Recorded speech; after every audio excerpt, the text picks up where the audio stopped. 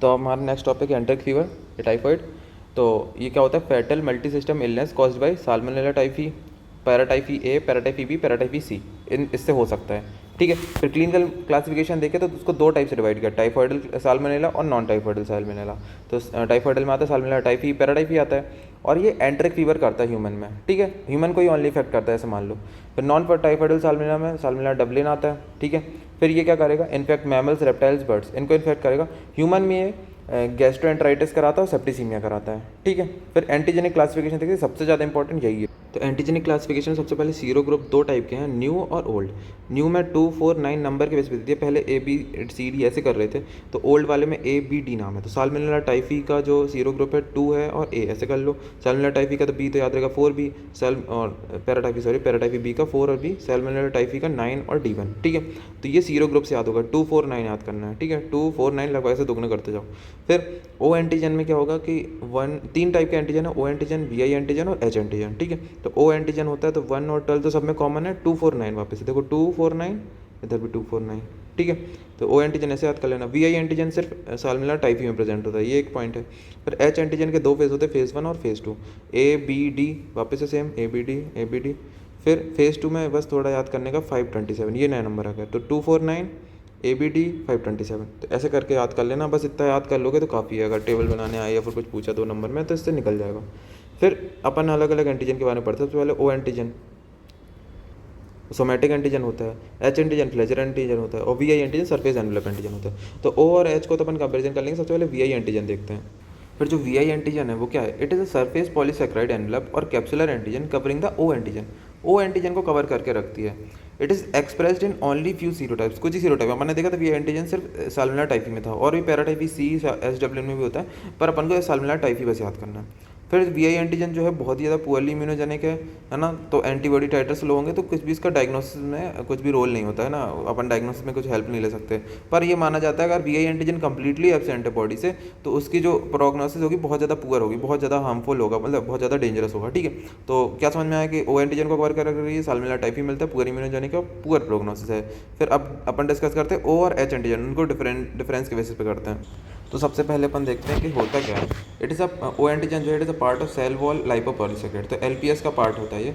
जबकि जो flagellar H antigen है फ्लैजिला कहते हैं, made up of protein flagellin, it compares motility of the bacteria, है ना।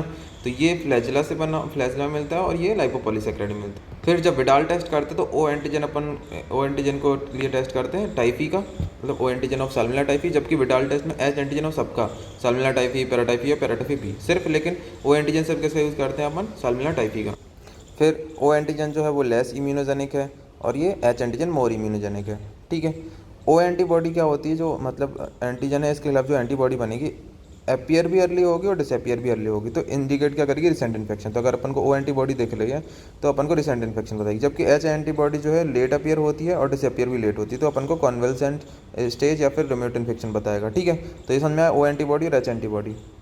फिर इनकी रिएक्शन में भी अंतर, जब ओ एंटीजन ओ एंटीबॉडी से रिएक्ट करता है तो क्या मिलता है अपन को? ग्रैनुलर चौकी क्लम्स मिलते हैं। जब H एंटीजन H एंटीबॉडी से रिएक्ट करता है तो अपन को लार्ज लूज फ्लपी क्लम मिलते हैं। ठीक है, तो ग्रैनुलर चौकी इसमें, लार्ज लूज फ्लपी इसमें, है ना। फिर एग्लूटिनेशन जो इसकी होती है वो स्लो होती है ओ एंटीजन की, और इसकी रैपिड होती है। इसके लिए टेम्परेचर 55 डिग्री सेल्सियस चाहिए और H के लिए 37 डिग्री सेल्सियस चाहिए। ठीक है, ये हो गया डिफरेंस, ये हो गया अपना डिफरेंस। अब आते हैं पैथोजेनेसिस में। तो पैथोजेनेसिस में स्टार्ट करते हैं। तो सबसे पहले मोड ऑफ ट्रांसमिशन क्या है? ये अपना ट्रांसमिट होता है ओरल रूट से। ठीक है, फिर ओरल रूट कंटामिनेटेड फूड का कोई वो कर लेगा, इनगल्फ कर लेगा, इंजेस्ट कर लेगा, तो उसको फैल जाएगा। इन्फेक्टिव डोज क्या होती है? 10⁻³ से लेकर 10⁻6 बेसिलाई होती है। ठीक है, रिस्क फैक्टर क्या है? कंडीशन जो डिक्रीज करे स्टमक की एसिडिटी, जैसे H पाइलोरी इन्फेक्शन में हाइपोक्लोराइडिया हो जाता है।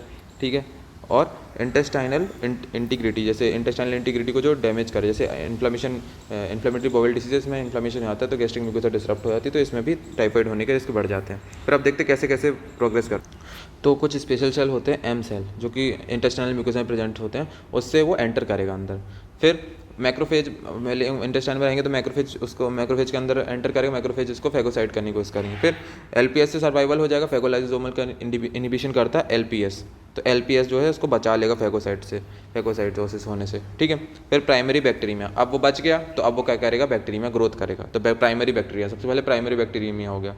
तो ब्लड में फैल गया। फिर उसके बाद spread, bacilli spread by the lymphatics to enter blood stream, और ब्लड स्ट्रीम के थ्रू अब वो कहाँ लीवर, स्प्लीन, लिम्फ नोड, इन सब जगह स्प्रेड हो जाएगा, है ना। पहले लिम्फेटिक्स, फिर ब्लड में, फिर उसके थ्रू और भी ऑर्गन्स में।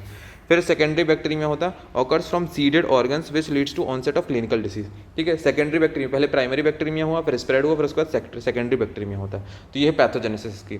फिर इसके बाद आते हैं क्लिनिकल फीचर क्या क्या दिखेंगे। सबसे पहले इंक्यूबेशन पीरियड जो उसका 10 to 14 डेज होता है। मोड ऑफ ट्रांसमिशन अपन देख ही चुके, एंट्रिक रूट है इसलिए एंट्रिक फीवर बोलते हैं। फिर देखो इसके जो क्लिनिकल फीचर बहुत ज़्यादा इंपॉर्टेंट है। इसको बता के क्लिनिकल सिम्टम्स बता देगी, जैसे निमोनिया पूछा था कि सिम्टम्स बता के पूछा था कि क्या डिसीज हो सकती है, इसमें भी बता सकते हैं। तो जो फीवर है, step ladder pattern of remnant fever देखेगा।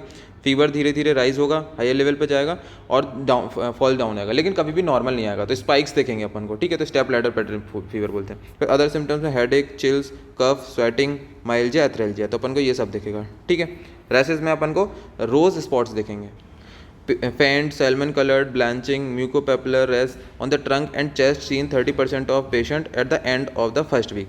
तो फर्स्ट वीक के बाद में जब इन्फेक्शन होता है तो उसके बाद में रैशेस दिखेंगे, रोज स्पॉट्स बोलते हैं। तो कैसे पीठ में से रैशेस दिखेंगे, फेंट, साल्मन कलर्ड, ब्लांचिंग, मैकुलोपेपुलर रैश, है ना। तो बस इतना याद करो, रेड स्पॉट्स दिख रहे हैं, रोज स्पॉट्स।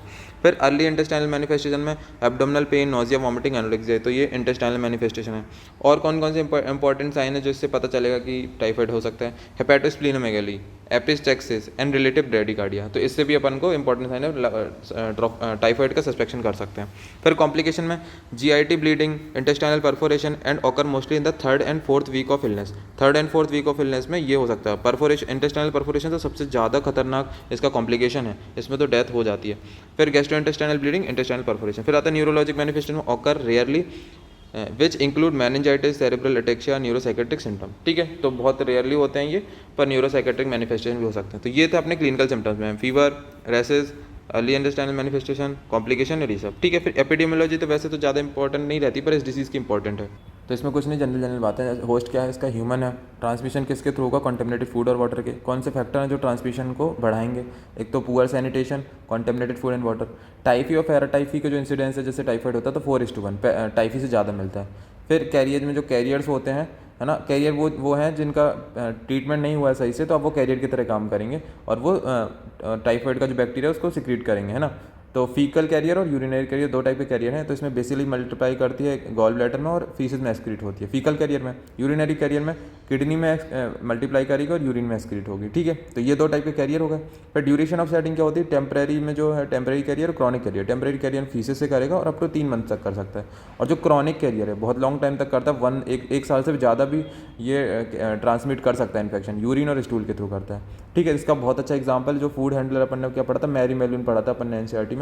तो मैरी मेलून जो है वो उसने अपने लाइफ टाइम में 1300 केसेस प्रोड्यूस करे थे अपने पूरी लाइफ टाइम में। तो इसका नाम बहुत फेमस है, तो इसको टाइफाइड मैरी बोलते थे, टाइफाइड इसने फैलाया था बहुत, ठीक है। तो जो फूड हैंडलर्स वगैरह हैं उनमें ज़्यादा रिस्क होता है। अब आते हैं सबसे इंपॉर्टेंट लैब डायग्नोसिस में, अलग से क्वेश्चन आ सकता है लैब डायग्नोसिस 5 नंबर का, तो अपन कर लेते हैं।